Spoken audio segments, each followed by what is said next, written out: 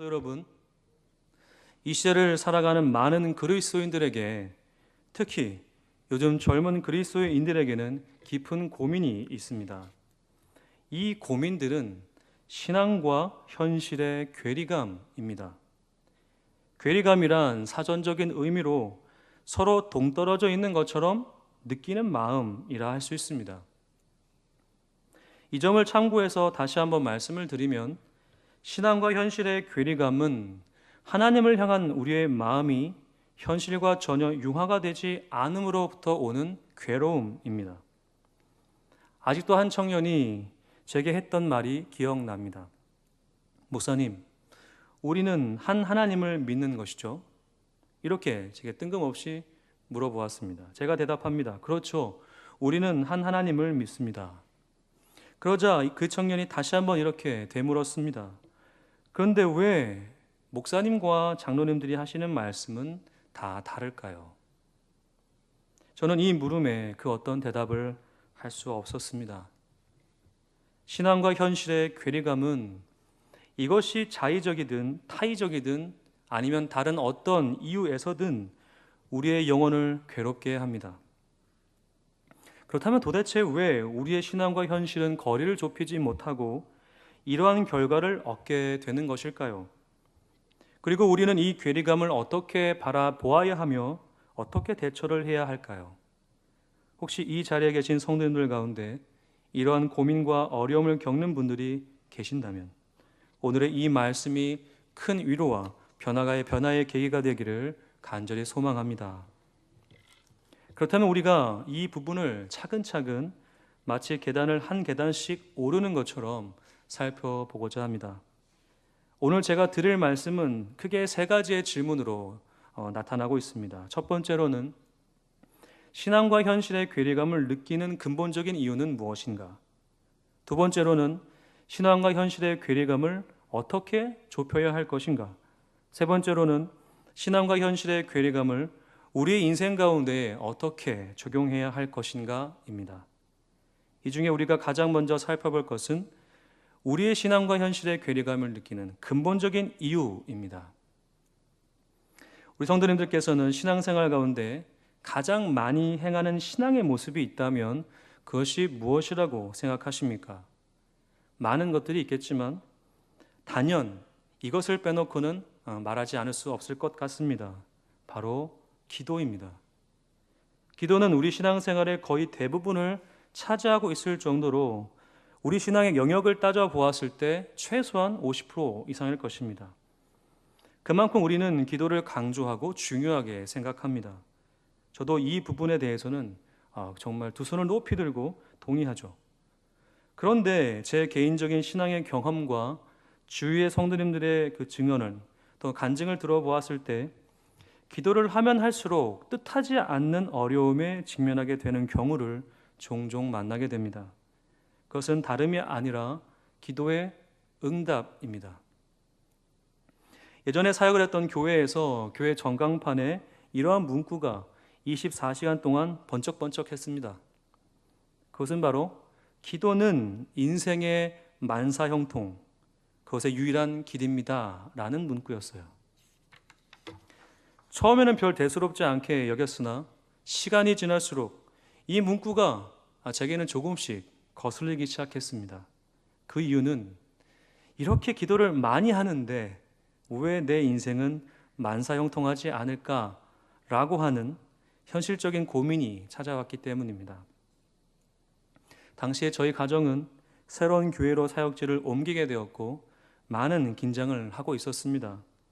그 이유는 아내가 임신을 했기 때문입니다. 출산 날이 얼마 안 남았었죠.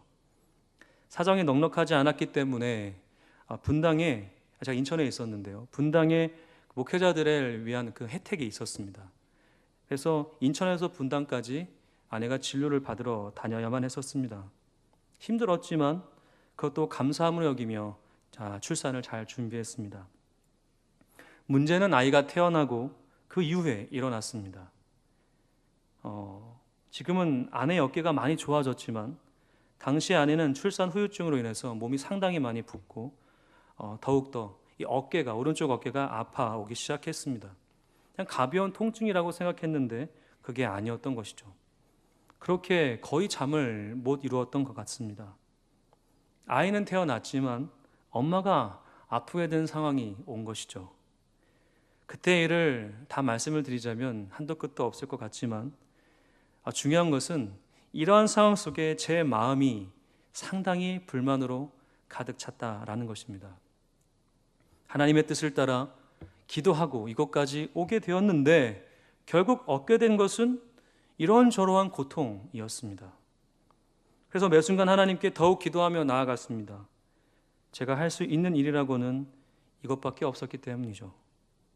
그런데 주님께 드렸던 그 많은 기도는 침묵으로 되돌아왔습니다. 저는 주님 앞에 지금 당장이라도 주님이 들어주지 않으시면 정말 어떻게 될 것과 같은 두려움에 휩싸이기도 했습니다. 성도 여러분, 제가 이 이야기를 지금 말씀드리는 이유가 있습니다. 이것이 우리가 느끼는 신앙과 현실의 괴리감, 이 괴리감의 근본적인 이유입니다. 그것은 바로 우리의 경험과 관점으로 하나님의 응답을 해석한다라는 것입니다.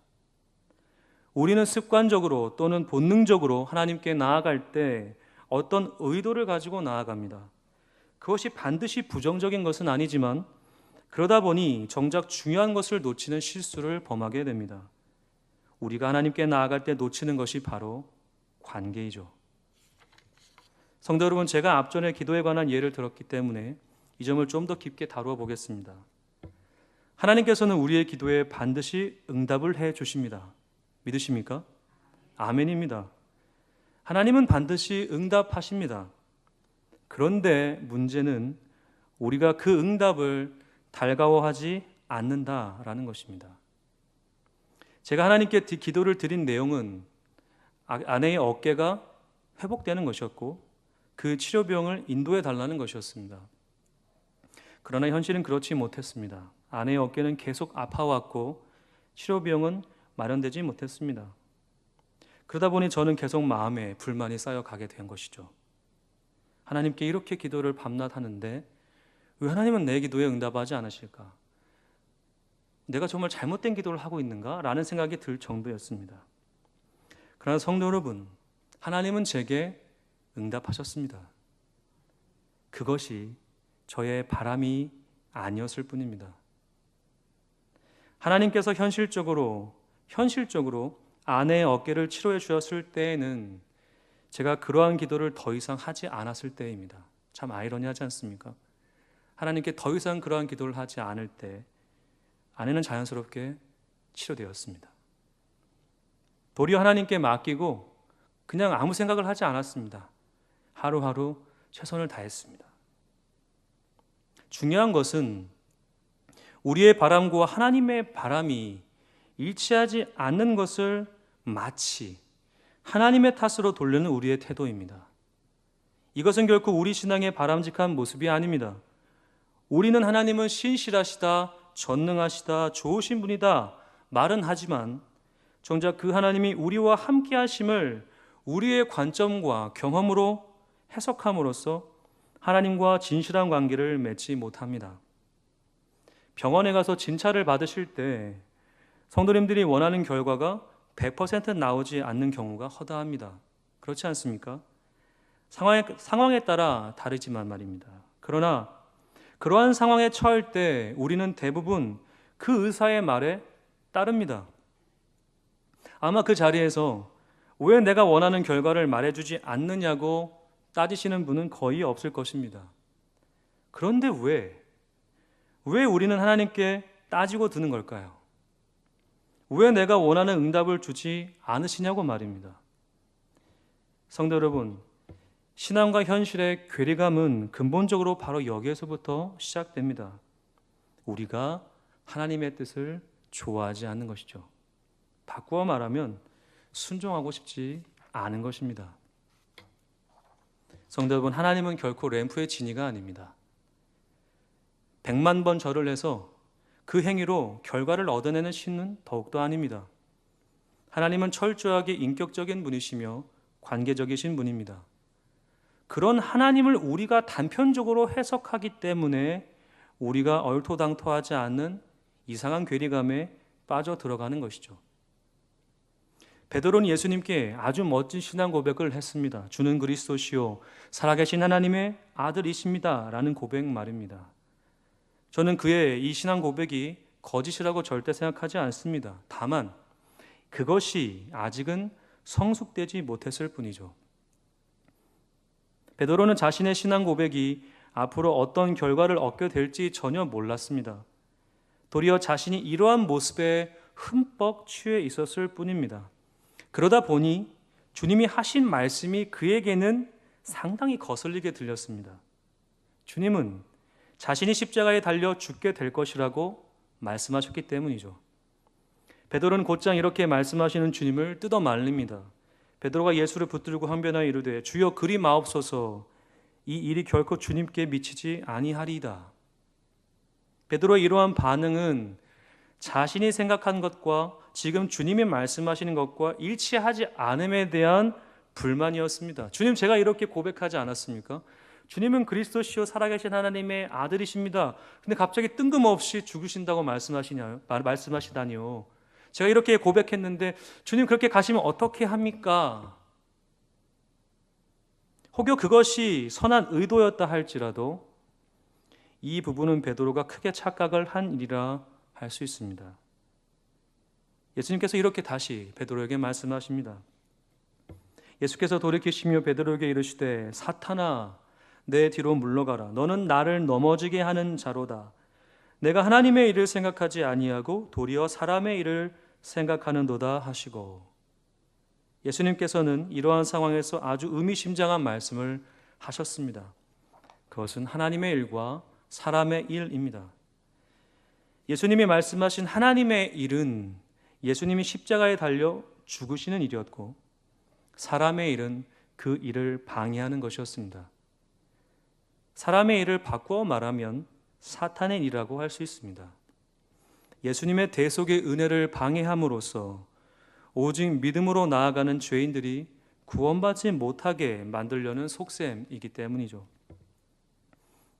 사랑하는 성도 여러분, 신앙과 현실의 괴리감은 궁극적으로 우리가 하나님의 뜻을 거부하려는 마음에서부터 시작됩니다.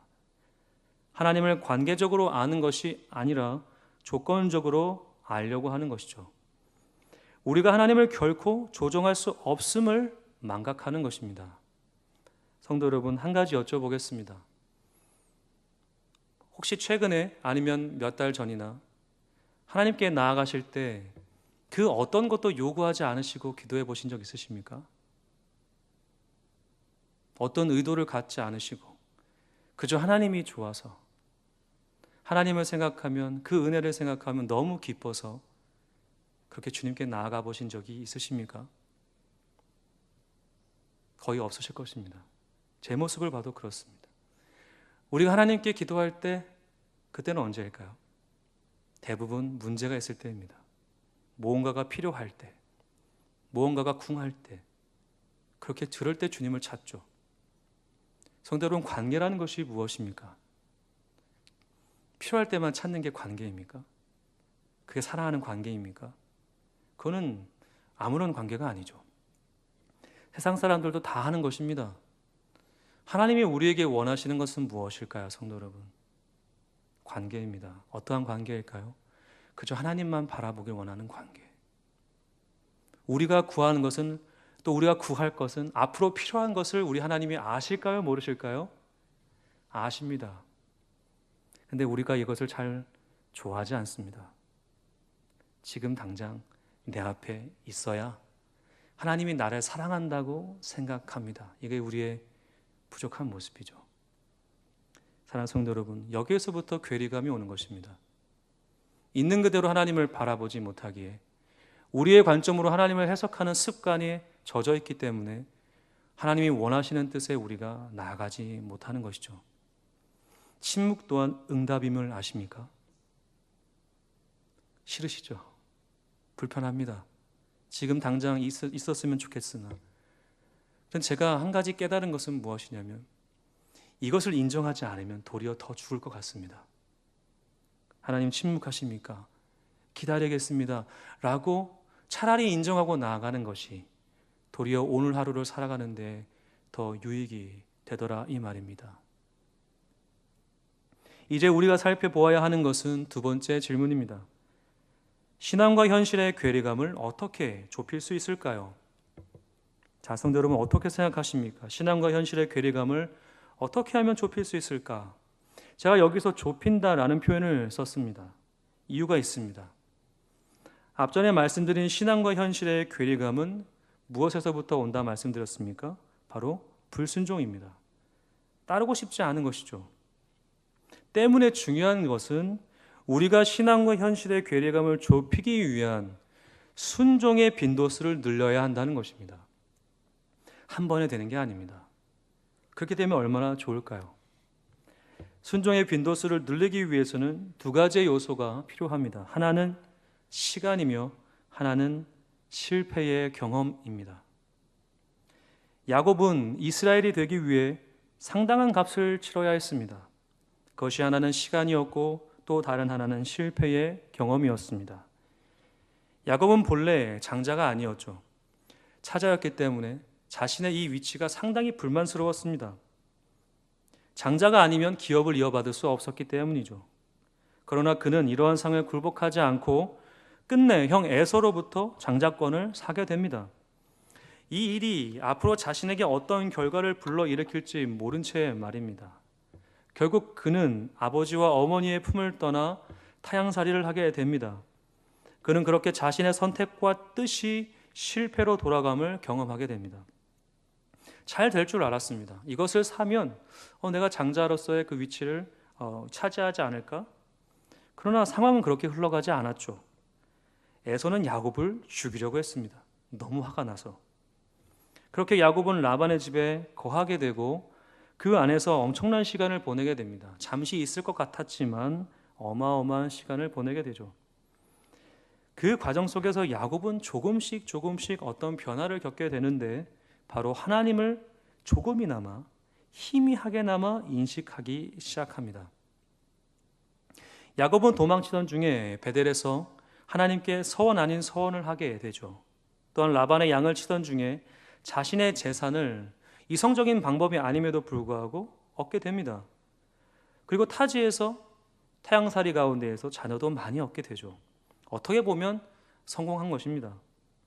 그렇지만 야곱에게는 한 가지 중요한 관문이 남아 있었습니다. 바로 집으로 돌아가는 일이었죠.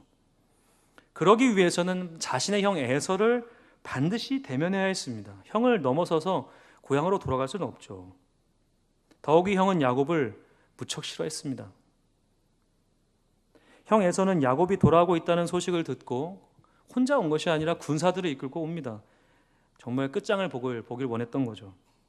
이 사실을 알게 된 야곱은 두려움에 휩싸이게 되었고 신음하고 있었을 때 어떤 사람과 약복 강가에서 처절하게 씨름을 합니다. 이 과정에서 야곱은 평생 다리를 절게 되는 일을 겪게 되죠. 당시 남성으로서 가장 치욕스러운 인생이 됩니다. 그렇게 야곱은 철저하게 실패합니다. 자신이 생각했던 것과 자신이 원했던 상황과 환경이 아니라 정말 이 죽음에 직면하게 되었고 더욱이 몸까지 다리도 절게 되죠. 그러나 한 가지 정말 중요한 사실은 그가 처절하게 실패하지 않았더라면 그는 결코 이스라엘이 되지 못했을 것입니다. 성도 여러분, 신앙과 현실의 괴리감을 좁히기 위해서는 단순히 몇 분 혹은 몇 시간이 필요하지 않습니다. 물론 그렇게 되면 너무나도 좋겠지만 현실은 그렇지 않습니다. 하나님의 방법은 경우에 따라서 엄청나게 많은 시간과 세월을 요구하실 때가 있습니다. 그리고 그러한 과정 속에서 우리는 우리가 얼마나 하나님 앞에서 부족하고 연약한 존재인지를 깨닫게 되는 것이죠. 철저하게 무너지는 경험을 하게 됩니다. 그럴 때 우리가 잊지 말아야 할 것은 하나님은 우리에게 많은 시간과 실패의 경험을 허락하심으로써 우리가 하나님을 향해 거룩하고 진실된 존재가 되도록 인도하신다라는 것입니다. 성경의 그 어떤 인물을 보아도 그 어떤 시간과 실패의 경험 없이 하나님을 온전히 만나는 경험은 없습니다. 아담, 노아, 아브라함, 이삭, 야곱, 모세, 다윗, 심지어 제자들조차 오랜 시간과 세월, 그리고 그 가운데의 실패의 경험을 통해 불순종에서 순종의 단계로 점차 접어들게 되는 것이죠. 한 번에 불순종의 자리에서 순종의 자리로 나아갈 수 없습니다. 하나님은 그렇게 우리를 만들어가지 않으십니다. 시간이 필요하고 실패가 필요합니다. 자신의 한계를 인식하고 처절한 실패를 경험하게 되는 것은 절대로 반갑지 않은 일입니다. 너무 힘든 일이죠. 그러나 이러한 과정을 겪지 않으려고 한다면 죄송한 이야기지만 우리는 지금 당장 신앙의 경주를 멈춰야 합니다. 그 어떤 승리자도 이러한 시간과 실패의 경험 없이 승리의 기쁨을 맛볼 수 없습니다. 이러한 것들이 쌓이고 쌓여서 우리가 바른 방향으로 나아갈 수 있는 귀한 밑거름이 되는 것이죠. 성도 여러분, 내 인생 속에서 그 어떤 일들이 금방 혹은 빠르게 이루어지지 않는다고 해서 결코 좌절하거나 낙심하지 마십시오. 그리고 그 가운데서 처절한 실패를 경험하게 된다고 할지라도 내 인생이 지금 바닥이라고 생각하지 마십시오. 밭에서 소득을 얻기 위해서도 분명한 시간과 노력이 필요합니다. 잘 되기도 하고 안 되기도 하죠. 금방 심었다고 해서 금방 얻어지는 것이 아닙니다. 금방 예수님 믿었다고 해서 금방 응답이 오는 것도 아니고, 금방 은혜를 받았다고 해서 금방 내일의 문제가 해결되는 것도 아닙니다. 일반적인 삶의 논리도 이러한데 하물며 하나님을 믿는 우리는 어떠해야 하겠습니까? 도리어 시간이 걸림을 기뻐하십시오. 지금의 실패를 감사하십시오. 그것이 앞으로 성도님들이 이스라엘이 되게 하는 귀한 밑거름이 될 것입니다. 끝으로 우리가 살펴볼 것은 신앙과 현실의 괴리감을 어떻게 우리 인생 가운데 적용해야 할 것인가입니다. 오늘 본문에서 베드로는 자신의 신앙이 지금의 현실 속에서 아무런 영향을 주지 못하고 있다고 하는 사실을 깨닫게 됩니다. 예수님이 잡혀가신 곳까지는 어떻게든 따라왔지만 그 안에서 아무것도 할 수 있는 것이 없다고 하는 그 현실을 마주하게 된 것이죠. 그리고 많은 사람들 앞에서 자신의 신앙을 거부하게 되는 실수까지 범하게 됩니다. 그렇게 예수님께 호언장담했던 베드로였지만 지금 이 순간만큼 베드로는 이전의 베드로처럼 멋진 신앙 고백을 하지 못했습니다. 사랑하는 성도 여러분, 여기서 우리는 한 가지 중요한 메시지를 우리에게 적용해 볼 수 있습니다. 그것은 바로 신앙과 현실의 괴리감은 우리의 힘으로 극복할 수 있는 것이 아니다라는 것입니다.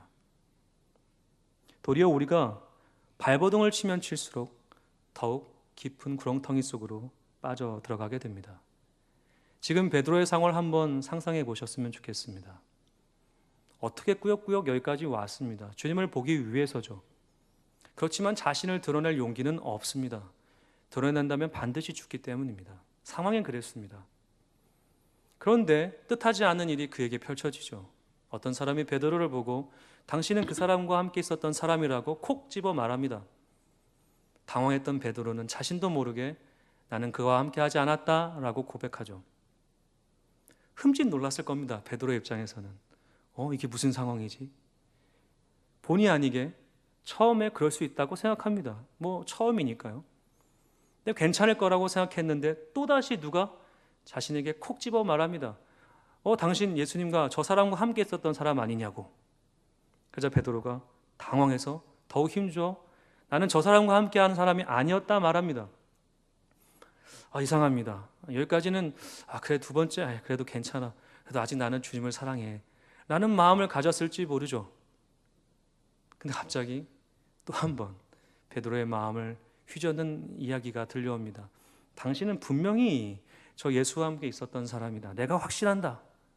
그래서 베드로가 저주하며 맹세하여 이르되, 지금의 상황을 저주하는 것이죠. 부인하는 것입니다. 나는 너희가 말하는 이 사람을 알지 못하노라. 성도 여러분, 이게 우리의 현 모습입니다. 우리가 벗어나려고 발버둥 치려면 할수록, 잘해보려고 하면 할수록 우리는 도리어 실수를 하게 되어 있습니다.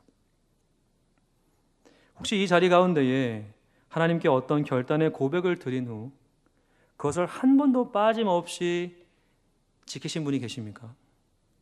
만약 그러하신 분이 계시다면 지금 이 자리에 일어나셔서 나가셔도 좋습니다. 완벽하시니까요. 그렇지만 만약 그러지 못하셨다면 우리 함께 한 가지 다짐을 했으면 좋겠습니다.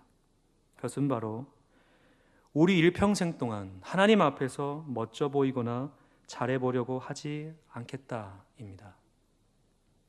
제가 이러한 이야기를 하는 이유가 있습니다. 우리 하나님은 우리가 하나님 앞에서 멋지고 잘하는 모습을 원하시는 분이 아니기 때문입니다. 예수님은 베드로가 자신을 부인할 것이라는 사실을 아셨을까요? 모르셨을까요? 진작 아셨죠. 진작 아셨습니다. 상식적으로 이러한 사실을 알게 되면 그 사람과 함께하고 싶은 마음은 사라집니다. 언젠가 자신을 떠날 사람이니까 말이죠. 그러나 예수님은 달랐습니다.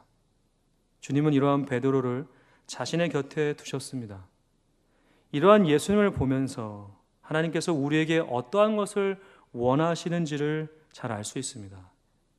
하나님은 우리가 하나님의 뜻에 바르게 순종하지 못한다고 하더라도 우리를 사랑하시고자 하시는 그 사랑을 거두어 가신 분이 아닙니다.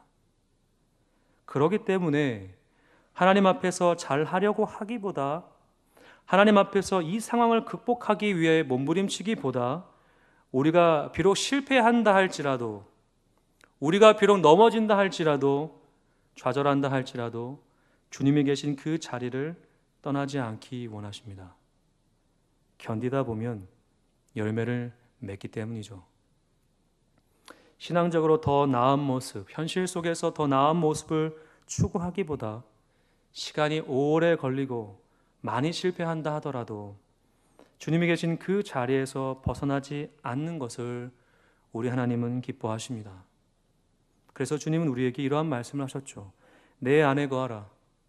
나도 너희 안에 거하리라. 가지가 포도나무에 붙어있지 아니하면 스스로 열매를 맺을 수 없음 같이 너희도 내 안에 있지 아니하면 그러하리라. 나는 포도나무요 너희는 가지라. 그가 내 안에 내가 그 안에 거하면 사람이 열매를 많이 맺나니 나를 떠나서는 너희가 아무것도 할 수 없음이라. 아멘. 주님은 제자들을 떠나시기 전에 이렇게 신신당부하셨습니다. 내 안에 거하라. 결코 제자들에게 이렇게 해야 해, 저렇게 해야 해, 신앙은 이렇게 하는 거야 라고 구구절절 말씀하지 않으셨습니다. 그저 내 안에 거하라고 말씀하셨습니다. 왜 그러셨을까요? 왜 그러셨을까요? 신앙생활의 본질은 잘하고 못하고의 문제가 아니라 하나님과 어떠한 관계를 맺고 있느냐의 문제이기 때문입니다. 주님 안에 거하느냐 그렇지 않느냐입니다. 그 이유는 우리가 더 이상 하나님의 것이 세상의 것이 아니라 하나님의 소유가 되었기 때문입니다. 우리의 됨됨이가 우리의 정체성이 세상의 통치를 받는 것이 아니라 우리 전능하신 하나님의 그 품 안에 놓여진 인생이 되었기 때문이죠. 성도 여러분, 신앙과 현실의 괴리감은 우리의 힘으로 극복할 수 있는 것이 아닙니다. 도리어 과정이 필요하고 그 안에서 만들어지는 일이 우리에게 필요합니다. 괴로울지라도 이 실패의 자리에서 벗어나지 않는다면 우리는 끝내 하나님의 뜻을 깨닫고 경험하게 될 것입니다. 베드로는 그렇게 자신의 신앙이 지금의 현실에 아무런 영향을 주지 못함을 통감하죠. 그리고 곧이어 자신의 머릿속을 스쳐 지나가는 말씀을 만납니다. 닭이 곧 두 번째 울더라. 이에 베드로가 예수께서 자기에게 하신 말씀 곧 닭이 둘 번 울기 전에 내가 세 번 나를 부인하라 하심이 기억되어 그 일을 생각하고 울었더라. 베드로는 이 말씀을 통해 지난날의 자신을 발견하게 됩니다. 예수님 앞에서 당당하게 신앙을 고백했던 그였지만 지금의 자신의 연약함과 부족함을 절감하게 된 것이죠. 베드로는 이 과정 속에서 자신의 한계를 마주하게 됩니다. 아, 내가 정말 이것밖에 안 되는구나. 내가 이것밖에 할 수 있는 일이 없구나. 라고 말이죠. 그리고 그의 심령을 울리는 주님을 떠올리게 됩니다. 자신에게 이 말씀을 하셨을 때 당시에 예수님의 그 마음을 보게 된 것이죠. 예수님은 베드로를 정죄하기 위해서 이 말씀을 하신 것이 결코 아닙니다. 도리어 그 반대이죠. 베드로를 더욱 굳세게 세우시기 위함이었습니다. 베드로가 자신의 실패를 마주하게 되었을 때 그때 주님의 마음을 알게 되기를 주님은 원하셨습니다. 성도 여러분, 사람의 변화는 진실함을 알게 되었을 때입니다. 그 진실함은 사랑을 느끼게 하죠. 베드로가 느낀 마음은 이 상황 속에서의 괴리감이 아닙니다. 더 이상 그러한 고통과 절망이 아니라 주님의 사랑의 그 마음을 만나게 된 것이죠. 때문에 베드로는 자신에게 다시 찾아오신 예수님을 배웠을 때 도망치지 않았습니다. 만약 베드로가 그 상황 속에서 자신이 예수님을 부인했던 그 상황 속에서 그 괴리감 속에 그냥 들어갔더라면 주님이 자신을 찾아왔을 때 반드시 도망쳤을 것입니다. 왜요? 주님께 내세울 게 아무것도 없으니까요. 주님께 드릴 나의 신앙의 모습이 실패했기 때문이죠. 근데 베드로는 그러지 않았습니다. 도리어 예수님을 향해 달려나갑니다. 예수께서 사랑하시는 그 제자가 베드로에게 이르되 주님이시라 하니 시몬 베드로가 벗고 있다가 주님이라 하는 말을 듣고 겉옷을 두른 후에 바다로 뛰어내리더라. 아멘. 베드로는 직감했습니다. 지금 찾아오신 분은 바로 예수님이다 라고 말이죠. 그가 그럴 수 있었던 이유는 이전에 자신에게 하신 그 말씀이 진실이었다고 하는 것을 그가 알고 있었기 때문입니다. 그래서 그는 예수님 앞에서 도망치지 않고 곧장 아무것도 주저하지 않고 주님께 달려나갑니다. 자신을 사랑하셨던 주님이 다시 부활하셔서 그 사랑을 가지고 자신에게 왔다고 하는 사실을 그가 알고 있었기 때문이죠. 물론 부활하신 예수님 앞에 서는 것은 부끄럽고 죄송스러울 수 있습니다. 그러나 그보다 베드로에게 중요한 것이 있었습니다. 그것은 자신을 찾아오신 주님을 향해 나아감으로 이전에 지었던 그 모든 죄의 짐을 덜어내는 것이었습니다. 성도 여러분, 가장 힘든 일은 무엇인지 아십니까? 실패한 사람에게 가장 힘든 일은 두 번째 기회가 없을 때입니다. 잘하고 싶은데 이전의 실패를 딛고 일어서고 싶은데 내게 기회가 주어지지 않을 때 더욱 절망하게 되죠. 베드로는 예수님을 부인하고 주님의 그 말씀을 깨닫게 되었을 때 어떤 마음이었을까요? 주님을 향한 죄송한 마음도 있었겠지만 궁극적으로 주님을 통해서 다시 한번 기회를 달라고 하는 마음이 더 컸을 것입니다. 주님의 사랑으로 다시 회복되고 싶었던 것이죠. 그렇기 때문에 예수님께 나아간 것입니다. 결국 그렇게 주님 앞에 베드로는 서게 되었고 주님과 대화 끝에 그 모든 고통과 죄책감에서 그는 벗어나게 됩니다. 사랑하는 성도 여러분, 우리는 우리의 신앙과 현실 사이에서 실패하며 좌절을 경험할 수 있습니다. 잘 해보고 싶었지만 그러지 못한 나의 연약함이 한탄스럽고 후회스럽고 또한 이러한 고통을 이겨낼 방법을 찾지 못해 더욱 괴로움의 시간을 보낼 수 있습니다. 그러나 아무런 염려하지 마십시오. 지금까지 그러하셨더라면 이제부터 그러하실 필요가 없습니다. 베드로에게 말씀하셨던 예수님이 그를 다시 찾아가셔서 그 모든 괴리감과 또는 죄책감 속에서 신음하던 그의 인생을 다시 회복시키셨습니다. 마찬가지입니다. 우리 신앙의 실패와 현실에서 이 고통은 결코 우리를 향하신 하나님의 크신 사랑에서 끊을 수 없습니다. 때문에 실패를 두려워하지 마십시오. 우리가 실패한다 해도 하나님이 우리를 떠나지 않으십니다. 우리가 비록 부족하다 해도 하나님이 우리를 버리지 않으십니다. 우리가 비록 내일 또다시 죄를 범한다 해도 하나님이 우리를 책망하지 않으십니다. 도리어 우리에게 이렇게 말씀하시죠.